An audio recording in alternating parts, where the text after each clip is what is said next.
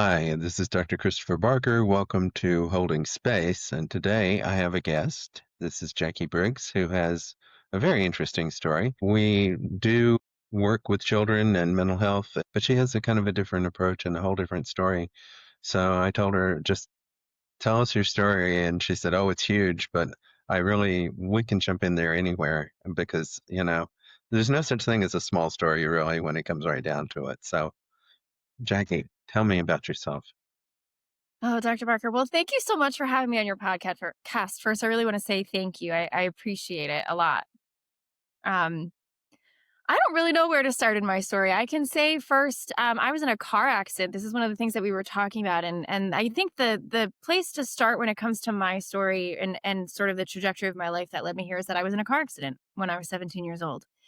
I was very badly injured, and a number of bones on the right side of my body were broken. I was in the hospital for a long period of time, but I think sort of the one injury that really cast a long term effect on my life was that I lost the hearing in my right ear. I was hit in the side of the head, and I lost my hearing, and so the difficulty with that was that I was a junior in high school. I was 17 years old, and I was preparing to go to school to be a music teacher, to be a singer.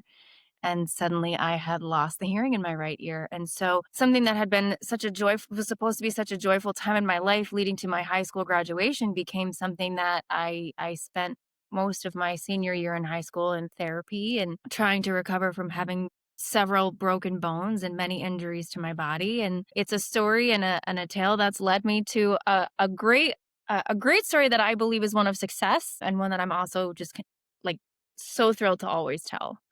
I love the idea of something that started out as an adversity turning into something that's a success because so many people experience a setback and they just kind of sit down and, oh, well, now what do I do? You have to forge your own way. You lost your hearing in one ear. What effect did that have on everything that you hear? Because I know that it can create a difference. It sure did. So, I mean, I was born typically hearing, and to lose the hearing in one side at 17 changed everything. And at the time, so this was a while ago now. The information that was available to the world on single-sided deafness or unilateral loss was it didn't really show a lot. So the mindset and sort of what the doctors were saying to me at that point in time was, you have one good ear, you'll be fine. And there's a lot of different research now that suggests something completely different. What happened to me was that I was suddenly starting to funnel all of this sound through one ear when I'd never had to do that before. I struggled with direction. I struggled with localization. I struggled with large crowds. I struggled with background noise. I struggled in school. I was failing subject. I struggled in college. And this all sort of led me to a point where I thought that there was something desperately wrong with me, that I was stupid, that I couldn't excel in school. And it wasn't that there was anything wrong with me. I just didn't have access to the kinds of information I need or even the support to navigate suddenly being deaf in one ear. Mm. Um, and that really didn't start to change for me until actually I was in grad school. I decided, to go on. So I graduated from a community college and thought I wanted to go for music, but I started and thought eventually I'm going to have to switch to like creative writing or something else. And 2 years later, I ended up going to the College of New Jersey as a vocal performance major. And while I was at a TCNJ, I wanted to also do some studies for deaf education, and I didn't get to do that while I was there. But while I was working on my master's degree, I did two. I did a master's degree in music ed and deaf education. And so now, when I was in grad school, I learned that I was actually a candidate for a cochlear implant. So 10 years after I lost my hearing, I received a cochlear implant in my right ear. And I guess that helped you back to normal or close Yeah. or Yeah, cochlear implants, it's not acoustic hearing. It's I don't know how much how familiar you are with cochlear implants, so please stop me if I have no, it's okay. information that you already know, but there's a cochlear implant is the surgical procedure where they thread an electrode array into the cochlea, and then it's connected by an outside processor. And so when I'm wearing my processor, I can hear out of that ear, but it's all electrical hearing. There are electrical signals that stimulate the auditory nerve. But when I'm not wearing that processor, um, Uh, oh, wow. When I'm not wearing this, I can't hear you in that ear. Wow. Uh, yeah. I think it's interesting that, again, it's probably something not a lot of people think of, but, we do have stereo vision and stereo hearing for a reason. And like you said, localizing the sound. I have actually too good hearing. Mine is kind of like adjusted slightly differently, such that I have a lot of difficulty drowning out background noise. Yes. So if I'm in a crowd, it's kind of like, what? I can't hear you because everybody else all around me is like drowning it out. Well, So, I that mean, there's unexpected things that, people really aren't aware of. Um, well, so I can see why you'd be motivated to want to do something special with it. yeah, Uh, definitely. And tell us more about the special part. Well, I have a music ed certification as well, and so I have had this career trajectory in using music with children who are deaf or hard of hearing, and this looks different every day of the week. This looks sometimes like I'm signing and singing different songs, or we're playing with instruments, or we're singing specifically, in keys and in using songs that are more appropriate for a child that is using listening and spoken language with cochlear implants or hearing aids or something that helps them learn to listen and talk. And so the things that I implement with the kids, my students who are deaf or hard of hearing, it's just a mixed bag, but it's something that I've always wanted to be able to do and be able to talk about because when I lost my hearing, one of the things that was said to me was like, "Oh, you have one good ear, you'll be fine," or I was actually told to pick a different career. I always wanted to be I always wanted to go into singing, and of my own volition, I did that. Like, I went and I was able to go to school, and I was able to achieve all of these things, but the things that I heard when I said that I was doing this weren't the best comments in response to all of the things that I was trying to do. Um, and so I think one of my biggest missions is to help individuals just experience human things, things that are human, and music is human. And so I think for myself, my one of my biggest goals in life is to help literally everybody be a part of that experience in whatever way that looks like. And so I present that in different modalities and different sensory experiences, and I do my very best to make that something that children who are deaf or hard of hearing can participate in. That's wonderful. I'm sure that when they first get, some sense of success, that the look on their faces must be absolutely priceless. It is it is I have one of the hardest jobs and also a job that has some of the I think I cry on a daily basis out of just sheer joy. Yeah, I'm sure you do. What are some of the hardest things for you to tackle? Well, so I work in early intervention. I'm a teacher of the deaf. I work in early intervention, and so early intervention is birth to 3 in the state of New Jersey, and so I'm working with some little kids, and some little kids that have hearing loss, that presents some pretty unique challenges. Mm, yeah. How do you work with someone who's never heard anything? Yeah, that looks different for every family. Sometimes the things that we talk about with families are we wanna make sure that our goals align with theirs. What does that family want? Do they want their child to be learning to listen and talk? Do they want their child to be learning ASL, American Sign Language, and how do they want their child to be communicating? There's also we also look at that child's anatomy in their ear, right? So, sometimes abnormal anatomy can make listening equipment really difficult, and those are other questions that we have to look at. And so when we get a little one through our doors in our hands that has a hearing loss, there's a lot of challenges that we may also face. Milestones and things that we look for and we practice skills like joint attention, object permanence, and we are doing these things with toys, manipulatives, things that are in the family's home. We're signing, we're working on making eye contact. We're talking about we're labeling family members' names with gestures or signs and or words, simple words, single words, onomatopoeias, things like this. But that journey looks different for every family. Yeah. One of the things you mentioned was one of the questions that was occurring to me, which is you must have to work with the whole family because I mean the learning doesn't stop when they leave your room.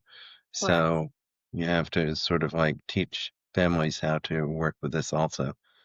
Yeah, absolutely. And what's wonderful, I think, about my agency like specifically, but early intervention in particular, is a parent child coaching model. So I always say to parents, like, if I'm only seeing you like once an hour or once a week for an hour, it doesn't really do any good if I haven't taught you how to carry over what I'm teaching you into your home, because you are your child's first and best teacher, you're their primary teacher. And so all of the things that I'm doing with them, I want you to be able to do too.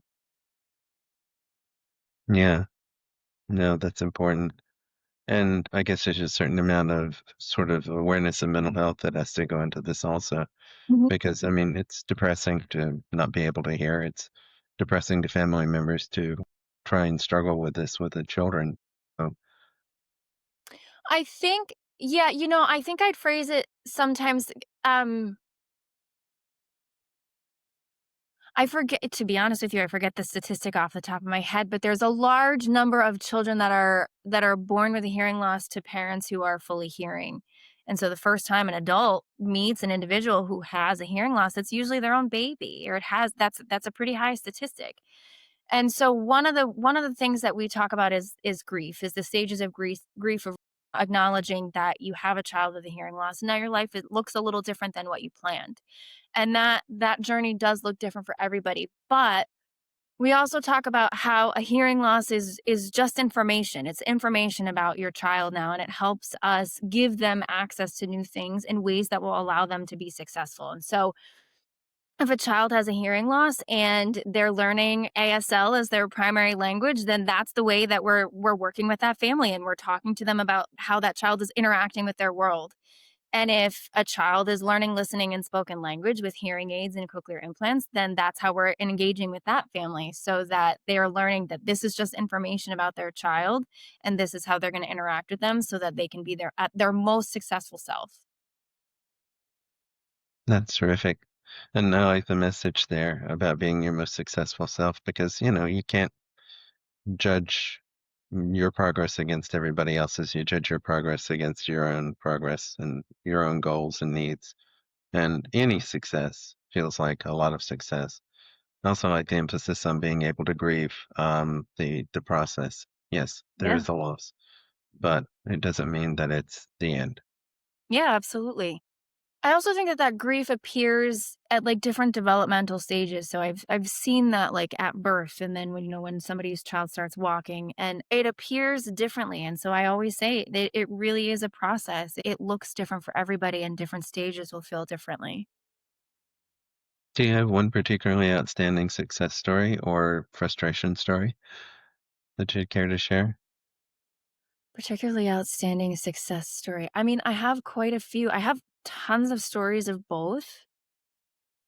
Um, and I don't know if I could pick one. I can say that one, like, a huge point of pride for me, is that long after children have left my classroom or left my care, I'm still in contact with many of those families, and I still get to see many of those kids, and I know how they're doing. And so to me, um, I love that, and I love the value and the immensity of the importance in the work that I do, because it really speaks to needing a village. Like, it takes a village.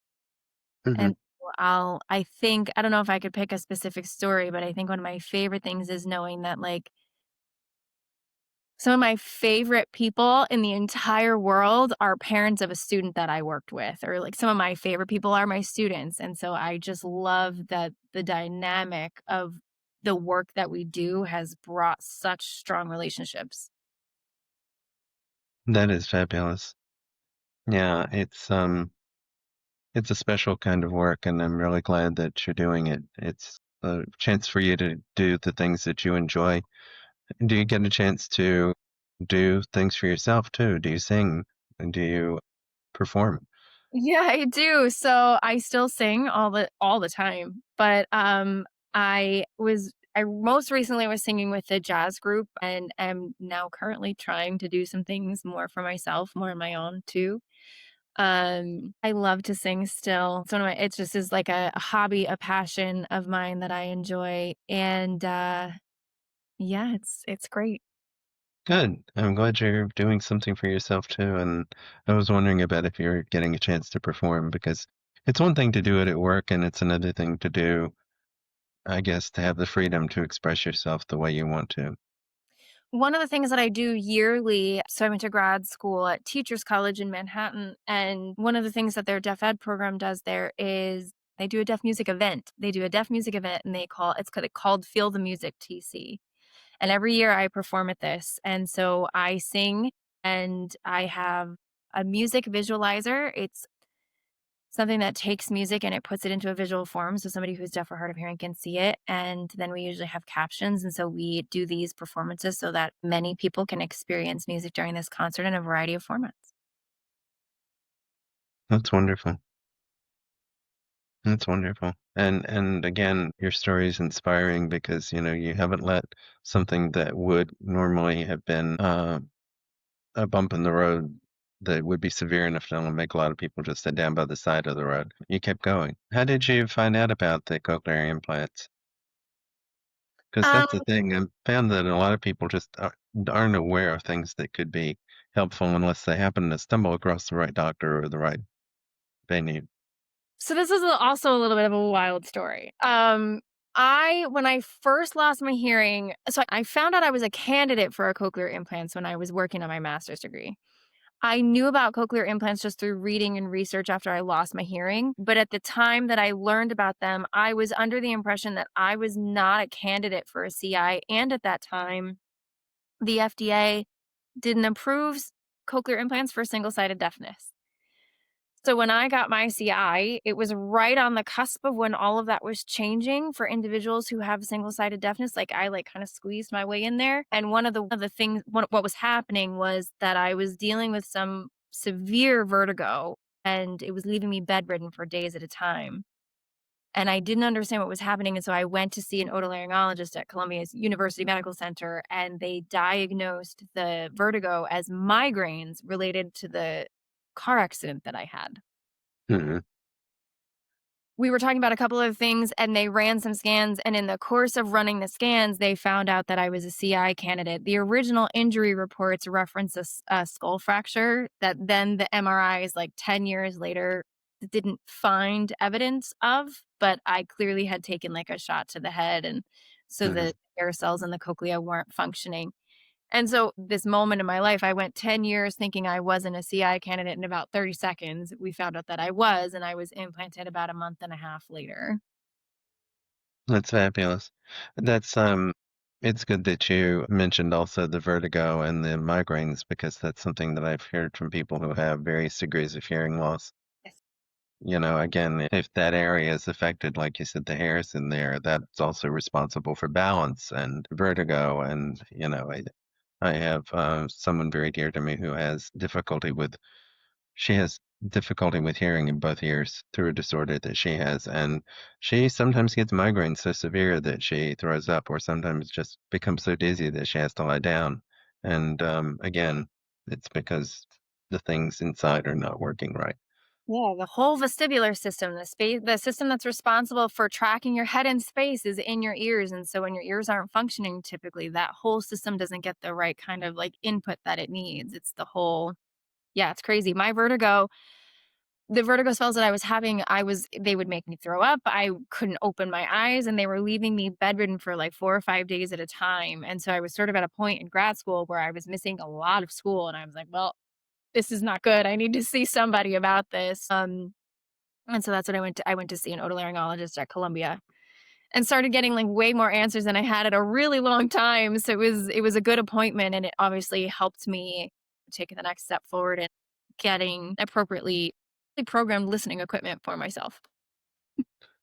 Where are you in the country and how widespread are programs such as yours? So I'm in New Jersey. I'm in northern New Jersey. I work for an agency called Soundstart Babies, which is in Mountain Lakes, New Jersey. In northern New Jersey, there are a few specialty agencies that work with hearing loss. So access to specialty practitioners is available, but limited. And I think that that's even more true um, in different states.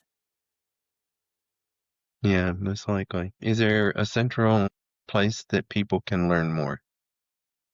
How would you advise people to research if their children have hearing loss or if they have hearing loss? So if your child has hearing loss, definitely like see if you can call in your county. You can always call early intervention services to see what they might be eligible for if they need help in that way. You can always so there are I forget the actual website, but there's like deaf and hard of hearing resources. If you Google online, there's tons of resources. I think Hands and Voices might be one. I can give you a quick couple right here. There are like so I mean, there's obviously the National Association of the Deaf, the WHO will always have resources for that. And then each state, there is obviously the Alexander Graham Bell Association, and then each state, I think, will have their own resources based off like what you qualify for early intervention or what you might qualify for your school system. Good. Yeah, Well, good. Thank you. I'm glad you were here. I hope, if we have a chance to talk again, you come by and see us. You're actually close by. So come by and join us for coffee and see our place and hang out. It would be fun. that'd Sing be. something for us. We could always use some entertainment around here. Oh man. The most entertaining thing they have around here is me. So, we can do better than that. But it was very nice meeting you. And if you have any like parting words for people, or if you have any questions for us, I mean, thank you so much for having me. It was really wonderful speaking with you this evening. I don't have any questions for anybody, but I really just want to say thank you so much for allowing me to join your podcast.